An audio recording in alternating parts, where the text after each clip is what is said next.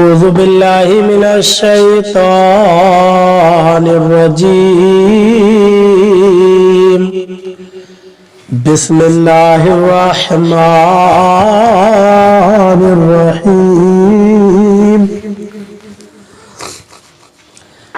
وَإِنَّ مِنْكُمْ لَمَنْ لَا يُبَطِّئَنَّ فَإِنْ أَصَابَتْكُمْ مُصِيبَةٌ قَالَ قَدْ أَنْعَمَ اللَّهُ عَلَيَّ إِذْ لَمْ أَكُنْ مَعَهُمْ شَهِيدًا وَلَئِنْ أَصَابَكُمْ فَضْلٌ مِّنَ اللَّهِ لَيَقُولَنَّ كَأَن لَّمْ تَكُنْ بَيْنَكُمْ وَبَيْنَهُ مَوَدَّةٌ يَا لَيْتَنِي كُنتُ مَعَهُمْ فَأَفُوزَ فَوْزًا عَظِيمًا. ترجمہ کنزُ ایمان. اللہ کے نام سے شروع جو نہایت مہربان رحم والا. اور تم میں کوئی وہ ہے کہ ضرور دیر لگائے گا، پھر اگر تم پر کوئی افتاد پڑے تو کہے خدا کا مجھ پر احسان تھا کہ میں ان کے ساتھ حاضر نہ تھا.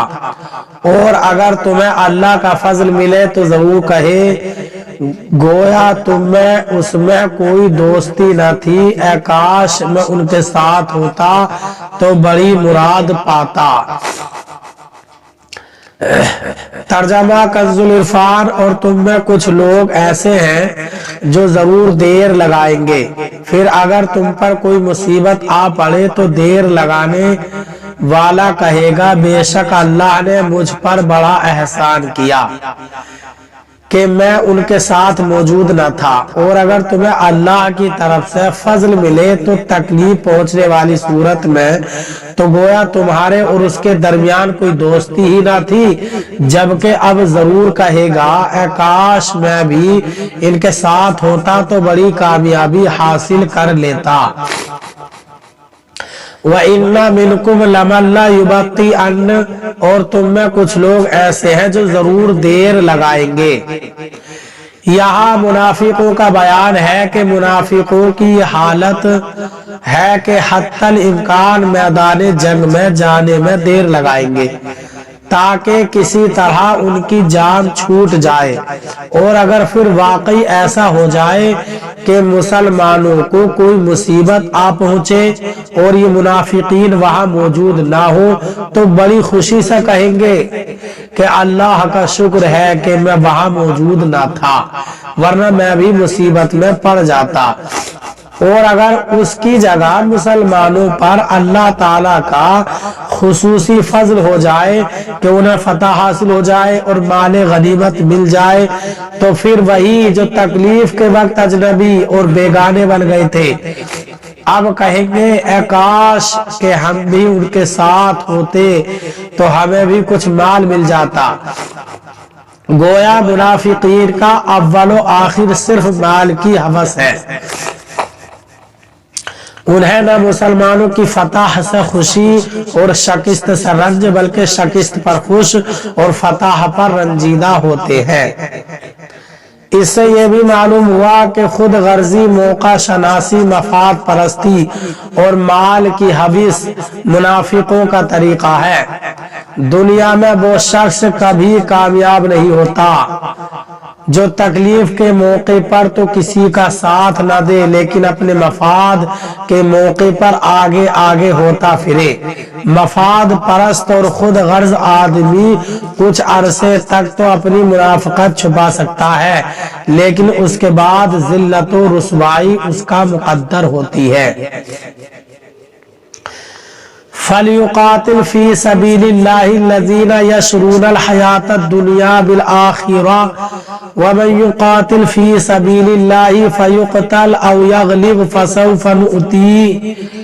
فَسَوْفَ نُؤْتِيهِ أَجْرًا عَظِيمًا. ترجمہ کنز ایمان. تو انہیں اللہ کی راہ میں لڑنا چاہیے جو دنیا کی زندگی بیچ کر آخرت لیتے ہیں، اور جو اللہ کی راہ میں لڑے پھر مارا جائے یا غالب آئے تو عنقریب ہم اسے بڑا ثواب دیں گے. ترجمہ کنزُل عرفان پس جو لوگ دنیا کی زندگی کو آخرت کے بدلے میں بیچ دیتے ہیں انہیں چاہیے کہ اللہ کی راہ میں لڑیں، اور جو اللہ کی راہ میں لڑے پھر شہید کر دیا جائے یا غالب آ جائے تو ان قریب ہم اسے بہت بڑا ثواب عطا فرمائیں گے۔ فَلْيُقَاتِلْ فِي سَبِيلِ اللَّهِ تو اللہ کی راہ میں لڑنا چاہیے۔ یہاں اہل ایمان کا بیان ہے کہ جن لوگوں کی نگاہیں آخرت کی زندگی پر لگی ہوئی ہیں اور وہ آخرت کی خاطر دنیا کی زندگی قربان کرنے کو تیار ہے، انہیں اللہ تعالی کی راہ میں لڑنا چاہیے اور اس میں دنیاوی نفع کا ہرگز خیال نہ کریں، بلکہ ان کا مطلوب و مقصود اللہ تعالیٰ کی رضا، دین اسلام کی سربلندی اور حق کا بول والا ہونا چاہیے۔ جب اس نیت سے کوئی جہاد کرے گا تو وہ شہید ہو جائے یا بچ کر آ جائے، دونوں صورتوں میں بارگاہ الہی میں مقبول ہو جائے گا اور اللہ تعالی کی بارگاہ میں عظیم اجر کا مستحق ہوگا۔ حضرت انس بن مالک رضی اللہ تعالیٰ عنہ فرماتے ہیں میرے چچا حضرت انس بن نضر رضی اللہ تعالیٰ عنہ غزوہ بدر میں نہ جا سکے۔ انہوں نے نبی اکرم صلی اللہ علیہ وسلم سے عرض کی، آپ صلی اللہ علیہ وسلم نے مشرکین سے جو پہلی جنگ کی تھی میں اس میں حاضر نہ ہو سکا، اگر اب اللہ تعالیٰ نے مجھے کسی غزوے میں شرکت کا موقع دیا تو اللہ تعالیٰ دکھا دے گا جو میں کروں گا۔ پھر جب غزوہ احد کا موقع آیا تو کچھ لوگ بھاگنے لگے۔ حضرت انس بن نضر رضی اللہ تعالی عنہ عرض کی، اے میرے پروردگار عز و جل، ان بھاگنے والوں میں جو مسلمان ہیں میں ان کی طرف سے معذرت خواہ ہوں اور جو مشرک ہیں میں ان سے بری ہوں۔ پھر آپ رضی اللہ تعالی عنہ تلوار لے کر میدان جنگ کی طرف دیوانہ بار بڑھتے، راستے میں حضرت سعد بن معاذ رضی اللہ تعالی عنہ سے ملاقات ہوئی تو فرمایا، اے سعد رضی اللہ تعالی عنہ، جنت اس پاک پروردگار عز و جل کی قسم جس کے قبضہ قدرت میں میری جان ہے، میں احد پہاڑ کے قریب جنت کی خوشبو محسوس کر رہا ہوں۔ حضرت سعد رضی اللہ تعالیٰ عنہ فرماتے ہیں جیسا کارنامہ انہوں نے سر انجام دیا ہم ایسا نہیں کر سکتے۔ حضرت انس رضی اللہ تعالیٰ عنہ فرماتے ہیں ہم نے انہیں شہیدوں میں اس حال میں پایا کہ ان کے جسم مبارک پر تیروں، تلواروں اور نیزوں کے 80 سے زائد زخم تھے اور آپ رضی اللہ تعالیٰ عنہ کے اعضاء جگہ جگہ سے کاٹ دیے گئے تھے۔ آپ رضی اللہ تعالیٰ عنہ کو پہچاننا بہت مشکل ہو چکا تھا۔ آپ رضی اللہ تعالیٰ عنہ کی ہمشیرہ نے آپ کو انگلیوں کے نشانات سے پہچانا۔ اللہ تعالیٰ ہمیں قرآن پاک پر صحیح معنی میں عمل کی توفیق عطا فرمائے۔